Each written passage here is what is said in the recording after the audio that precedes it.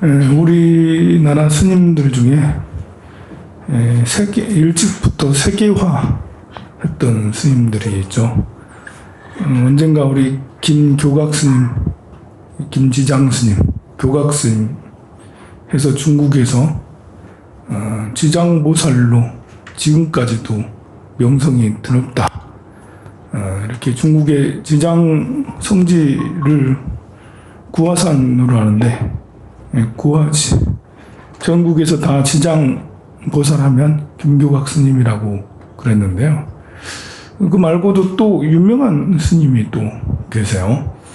무상 스님이라고, 이 500아라한 이야기 들어봤죠? 500아라한. 500나한님.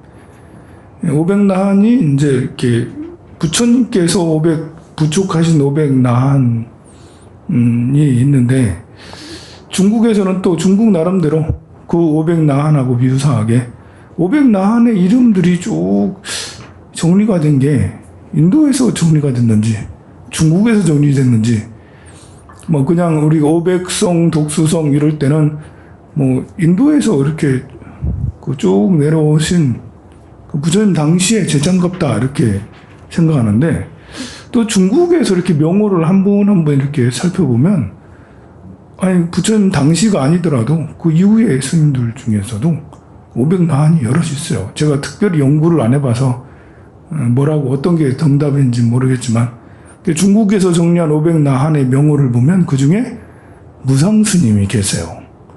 490 몇 번째쯤에 500번 다 돼가지고. 그런데 이 무상스님은 우리나라 신라의 신문왕의 셋째 아들이었어요. 신문왕의 아들이었어요. 아들.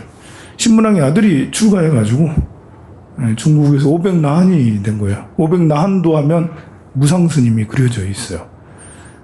우리나라 사람들은 전혀, 여러분들 아마 처음 들어봤을 거예요. 다들 무식해가지고. 여러분들이 불교적으로 뭐 많이 공부한 건 아니잖아요. 요즘에 굉장히 유식해지고 있죠. 맨날 아침마다 이렇게 강의 듣고 이래가지고 책을 안 읽어도 스님이 책을 읽어주고 대학 나온 사람보다 더 유식해지고 있어요, 요즘에. 여기 한 대학원쯤 이제 박사과정쯤 되는 것 같아. 몇 년 다니다 보면 박사가 되는 것 같아요. 그래서 오늘은 무상 스님, 정중사에 머물렀다 해서 정중무상이라고도 합니다. 이 스님은 684년도에 태어나서 762년도니까 통일신라, 그러니까 신문왕이니까 문무대왕의 아들이 신문왕이잖아요. 그러니까 통일신라가 된 지 얼마 안 돼서입니다. 이름이 김이상이라고 그러네요.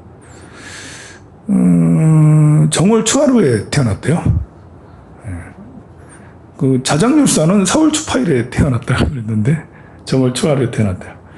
막내 누이가 있었는데 나이가 좀 들어서 혼사가 진행되자 스스로 칼을 들고 얼굴을 째버렸어요.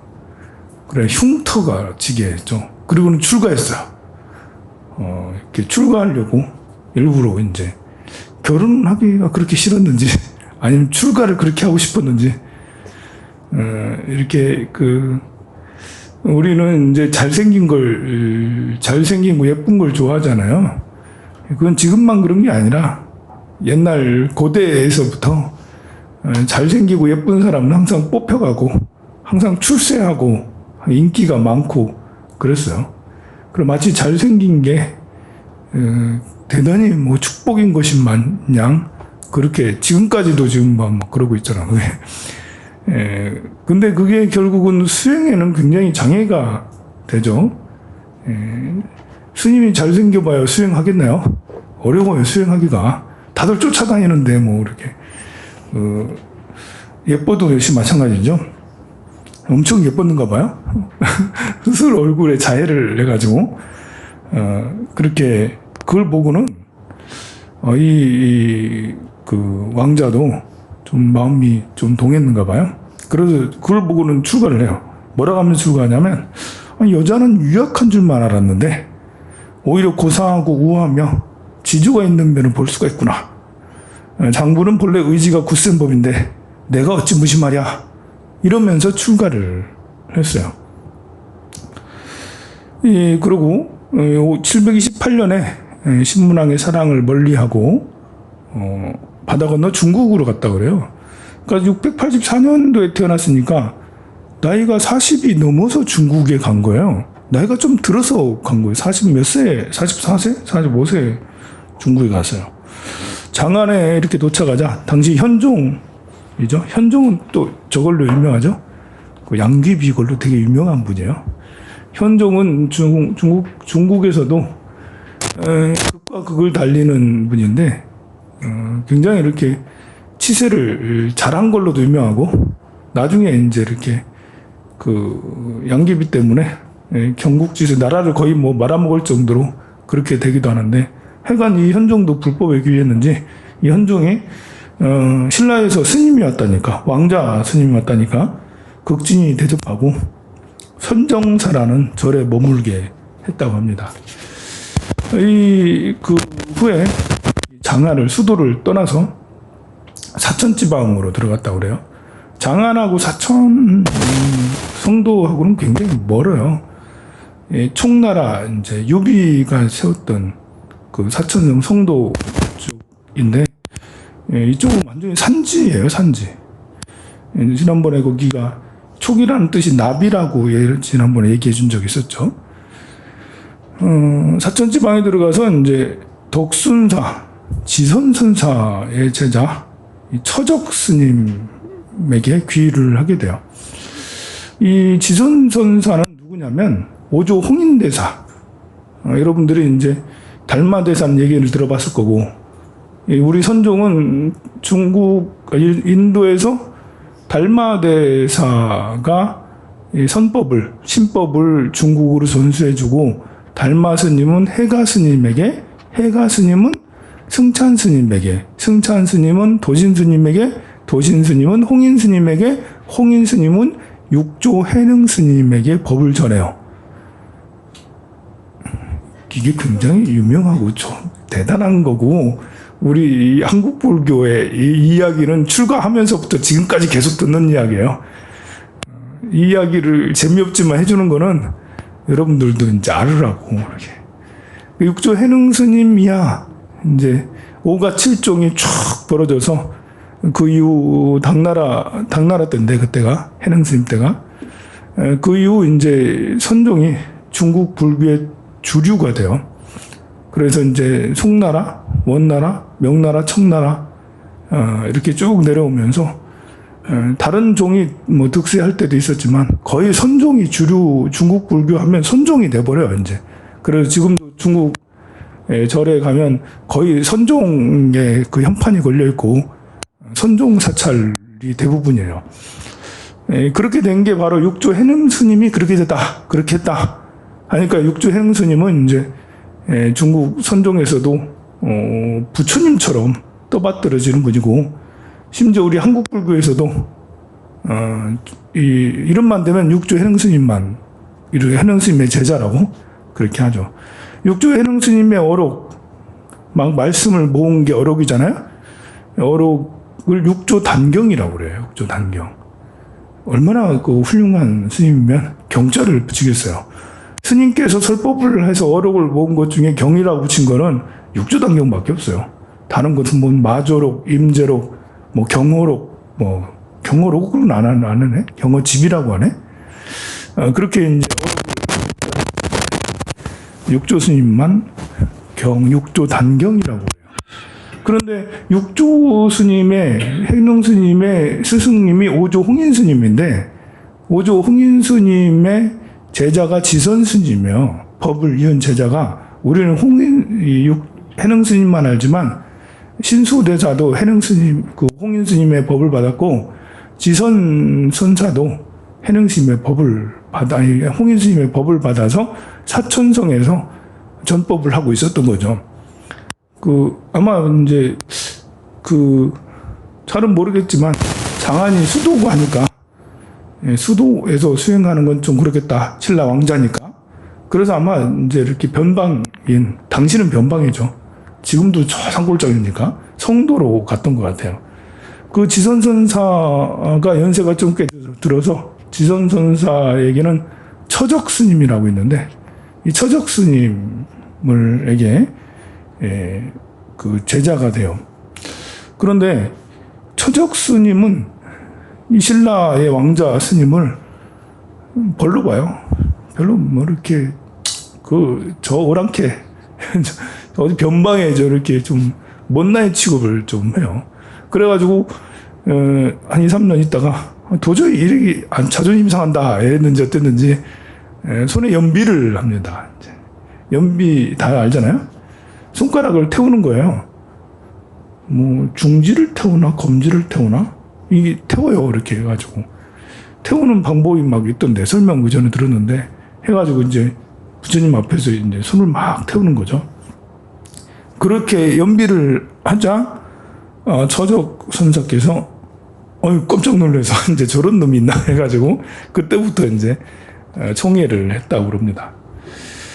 근데 그 당시에 처적 스님이 2명이었다고 그래요. 그 산 내에 2명 다 이제 지선 스님의 제자인데 2명 다 유명해서 한 스님은 산 밑에 있는 산 중턱에 있는 산 좀 마을 가까운 데 있는 스님은 당화상이라고 불렀고 산 저 깊숙하게 있었던 스님은 그 스님도 처적 스님인데 북산나냐라는 별명이 있었다고 해요. 북산나냐. 나냐는 이제 조용한 아란냐를 수행처를 말해요. 그런데 이 안쪽에 은둔해서 사는 스님이 훨씬 더 법이 높았는지 이렇게 무상 스님은 그 스님의 법을 읽기로 해요. 무상이라는 스님도 그 안에 북산 나냐 스님에게 거포를 받은 거예요. 그래서 그 스님한테 북산 나냐 스님한테 가사를 받았어요. 무슨 가사냐면 만합가사라고 해가지고 그 달마대사가 부처님한테 가사를 쭉쭉 받은 것을 아까 말한 해가 스님한테 전해주고 해가 스님은 승찬 스님에게 도신 스님에게 홍인 스님에게 전해준 것을 육조 해능 스님에게 가사를 전해줘요. 육조 해능 스님은 가사 갖고 도망가거든요. 그래 이제 도망가다가 이제 잡히기도 하고 그러는데 이런 얘기는 육조 단경에 이제 나중에 또 얘기할 기회가 있을 거예요. 그거를 이제 육조 해능 스님은 그 이후로는 가사와 바루를 전하지 않겠다.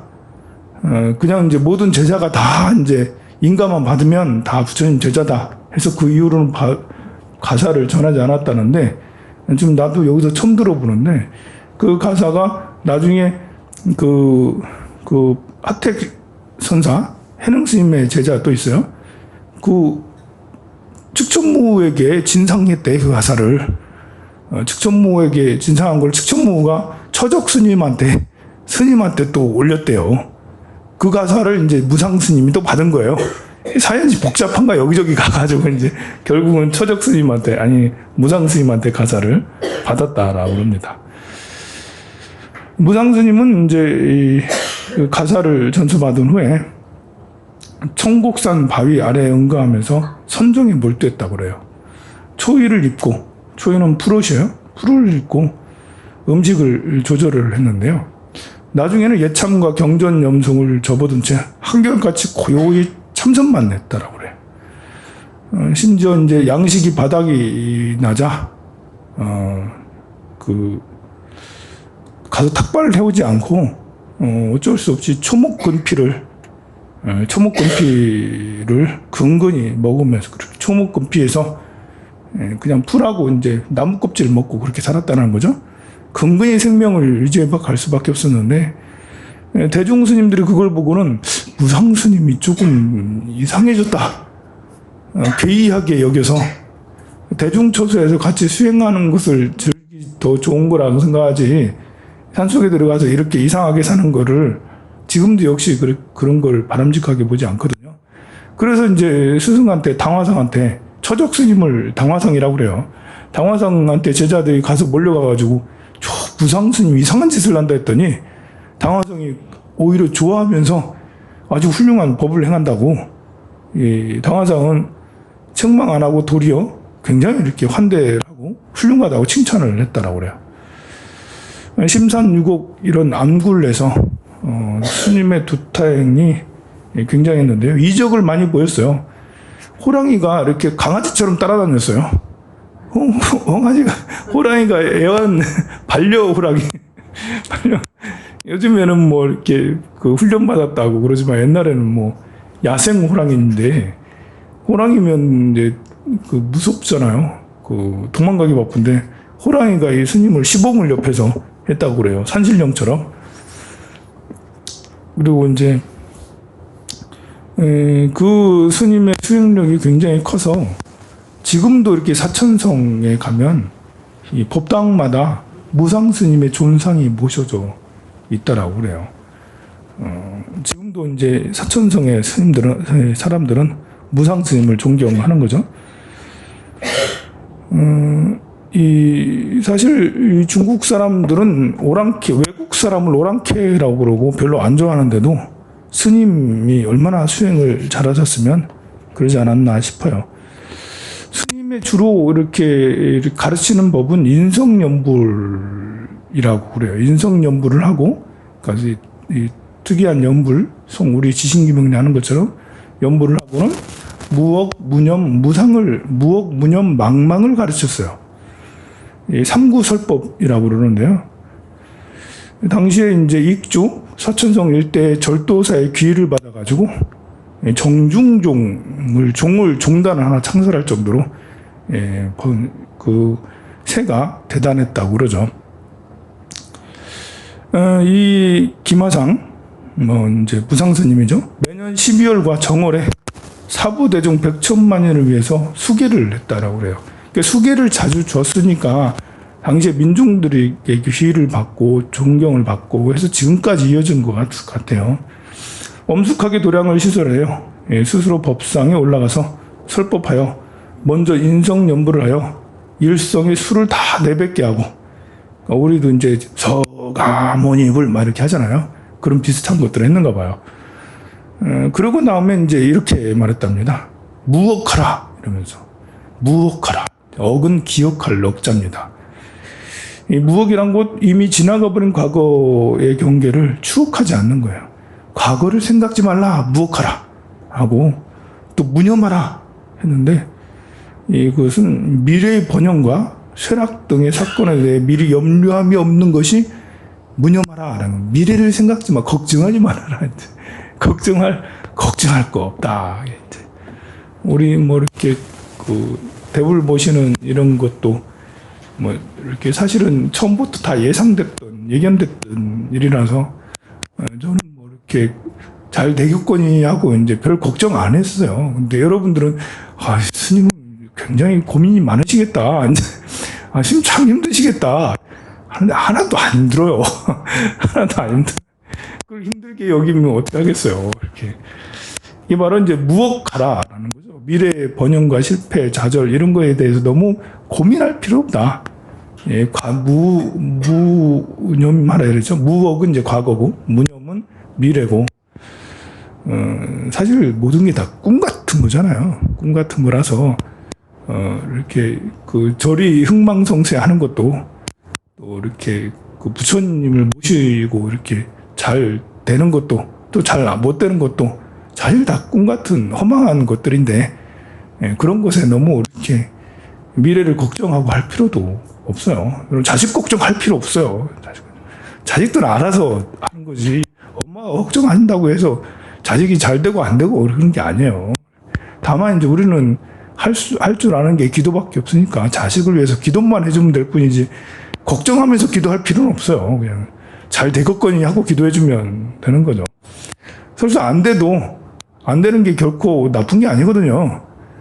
인생살이 이렇게 그 실패가 많고 좌절이 많고 마음에 우울이나 아니면 슬픔, 괴로움, 부정적인 이런 것이 굉장히 많아도 뒤틀려 있어도 지금은 그게 그 젊은이들에게 큰 아픔이겠지만 영혼의 성장의 측면에서 보면 그렇게 해서 철드는 거예요. 이제 철들어서 마음 성장을 해서 결국은 이 해탈을 하게 될 거예요. 그렇게 되겠거니 생각해서 지금의 아픔은 미래의 큰 걸음이다 생각을, 아들딸들이 고생한다면 혹시 부귀영화를 누리는 게 꼭 좋은 게 아니에요. 부귀영화를 누리면 마음에 벌레들이 가득해요. 그래가지고 그래서 마음벌레가 가득해서 영혼을 갉아먹어요. 혼자 잘난 줄 알고 그래야 되죠. 그래서 무억하라 무념하라 하고 또 이제 망망하라라고 했어요. 망망이란 말이 참 어렵네요. 그죠? 망망이란, 막은 이제 하지 말라는 금지의 의미고요. 망은 잊을 망자예요. 혼미하지 않고 창란하지 않아 마음으로 하여금 무엇과 무념의 지혜와 상응하여 화합하도록 하는 게 망망이래요. 좀 어려운데 그냥 지혜로워진다 이렇게 이제 과거를 생각지 않고 미래를 걱정하지 않으니 지혜로워진다. 과거를 생각지 않는 거를 규봉종밀선사는 계라고 표현했고, 계율을 지키는 걸로 하는 거고, 미래를 걱정하지 않은 것을 정의라고 표현했고, 망망을 정했으니까 지혜, 해라고 표현을 했어요. 어느 정도 이제 그렇게 해설하는 것도, 그렇게 이해하는 것도 굉장히 좋을 것 같네요. 그렇게 해서 또 비유를 들어 설명하기를, 물결을 떠나서 물이 없고 물을 떠나서 물결이 없다. 물결은 망상이고 물은 불성으로 비유하는데요. 그 물결은 바람이 불면 물결이 막 일어나잖아요. 근데 물이잖아요. 결국은 이 물결은 있다가도 없는 거고 없다가도 있는 거고, 그 물과 파도라고 생각하면 돼요. 파도가 막 하지만 그 바닷물이잖아요. 파도는 허망해. 있긴 있죠. 그런데 금방 변하고 달라지죠. 그런 망상으로 생각을 하고, 바닷물은 불성이다. 우리의 삶도 그래요. 우리 불성이 밑 바탕이 있는데 이렇고럼 이렇게 각지 다른 모습으로, 나이도 다르고 성별도 다르고 생긴 모양새도 다 다르고 생각도 다 다르잖아요. 여러분들은 지금 이렇게 생긴 모양새나 이런 보여지는 이런 것들이 물결인 거예요. 물결. 여러분들의 마음 본성은 이제 불성이고, 물결은 바람이 좀 불면 세게 치는 거고 바람 없으면 잠잠한 거예요. 물결에 너무 집착할 필요 없다라는 거죠. 파도에 너무 집착할 필요 없어요. 파도가 너무 세가지고 나를 해일이 돼서 덮으면 모를까. 그전까지만 해도 바라보면 오히려 파도가 센 게 볼만하지, 잔잔하면 바다가는 재미가 없어요. 그 바다가 아니고 호수지. 물결이 좀 세고 한 3m 정도 돼야지, 멋있다, 밀려오는 게 멋있죠. 인생이 굴곡이 있고 나쁜 게 아니라는 거죠. 그렇게 우리가 떨어져서 이렇게 바라보면 드라마틱한 것이, 영화도 잔잔한 영화 재미없어. 좀 드라마틱하고 울기도 하고 좋기도 하고 막 이렇게 해야지 영화도 재미있는 거고, 내 인생의 삶도 너무 안전빵으로 이렇게 꼭 부귀영화를 누리게 해주세요, 그럴 필요 없어요. 힘든 때도 있는 거고, 좀 높은 데 올라가는 데도 있고 내려올 때도 있는 거고, 그래야지 이제 명작이지. 그걸 얘기하는 거죠. 또한 상념이 일어나지 않는 것을 계율문, 상념이 일어나지 않는 것을 계율문이요. 상념이 일어나지 않는 것 같은 말이네. 그래서 이제 선정문, 상념이 일어나지 않는 것이 지혜문. 그래서 계율문, 선정문, 지혜문으로 얘기를 했다고 합니다. 이런 삼구설법의 내용은 중생의 분별 시비를 떠난 실상 연불로서 무념에 이르고자 하는 연불선 법문이었다고 그래요. 이렇게 이제 가르치는데, 대중들에게, 일반 신도들한테도 이렇게 막 가르쳤는데, 신도들이 참선 붐이 일어나가지고 하루 종일 앉아있고 이렇게 참선하는데도 오히려 더 앉아있게 해달라고 사천성에 일대 스님 신도들이 다 그렇게 했더라고 그래요. 근데 좀 특이한 얘기가 또 있는데, 무상 스님의 제자로 유명한 사람이 마조 도일 스님이래요. 이게 선종사를 좀 알면 이 말이 가히 충격적이에요. 여러분들은 마조 스님을 모르니까 아무런 감흥이 없지. 저 무슨 말 하는 거야? 근데, 아까 육조 해능 스님이 중국 불교를 선종으로 했다라 하지만, 해능 스님 뭐만큼은 아닐 수 있겠지만, 해능 스님의 제자 중에 제자가 마조 도일 스님인데, 마조 도일 선사는 남막회양 해능 스님의 제자, 남막회양 스님의 제자로 알고 있는데, 이 스님은 이 활발한 기세가 중국 선종의 정말 대선사다. 오히려 해능 스님을 능가할 만큼 그런 이제 어떤 기세가 대단한 것이 있거든요. 이 스님은 해능 스님보다 제자도 더 많아. 공식적으로 인가한 스님이 81명이래. 마조 도일 선사가. 지금은 공식적으로 인가받는 스님이 거의 없다라고 해도 과언이 아닌데, 그때 당시 한 스님의 이렇게 공식적으로 스님 너 잘했어, 너 부처야라고 하는 인정하는 스님 81명이나 됐으니까, 그 이후에 육조 해능 스님 이후에 오가 칠중이 쫙 벌어져서 중국 불교가 선불교로 됐다라는 것이 마조 스님의 이렇게 덕이 오히려 해능 스님보다 크지 않나 할 정도로 마조 스님의 그런 것이 커요. 근데 마조 스님이 무상 스님의 제자라는 거죠. 이제 육조 해능 스님의 손주 상자가 아니라 무상 스님의 제자래. 이건 뭐지? 어떻게 된 거지?